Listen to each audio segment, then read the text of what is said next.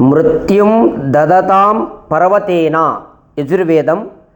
మృత్యువు వలన కలిగే వియోగ దుఃఖాన్ని సహించేందుకు దృఢమైన మనస్సు, అచంచలమైనటువంటి ఆత్మవిశ్వాసము, ధైర్యము అవసరము.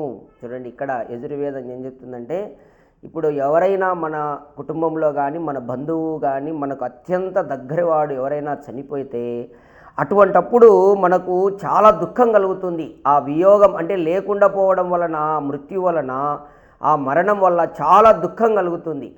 ఆ దుఃఖాన్ని తట్టుకోవాలంటే చాలా దృఢమైన మనస్సు ఉండాలి. అలాగే అచంచలమైనటువంటి ఆత్మవిశ్వాసం కలిగి ఉండాలి. అటువంటి ధైర్యం అనేది లేకపోతే ఆ వ్యక్తి చాలా దుఃఖపడి నానా రకాలైనటువంటి రోగాలకు గురయ్యి అతను కూడా చనిపోయినటువంటి వాళ్ళు చాలామంది ఉన్నారు. ఒక వ్యక్తి చనిపోయినాడని దుఃఖపడి అవతలి వాడు కూడా చనిపోయినటువంటి వాళ్ళు చాలామంది ఉన్నారు. కాబట్టి ఇక్కడ మనకు పరమాత్ముడు ఏం చెప్తున్నాడంటే, ఈ మృత్యువు వియోగం అనేటటువంటి దుఃఖాన్ని మనము దాన్ని దాటగలగాలంటే దానికి ధైర్యం అవసరము. ఒక దృఢమైనటువంటి మనస్సు, ఆత్మవిశ్వాసం అవసరమని చెప్పి తెలియజేస్తున్నాడు. ఓం.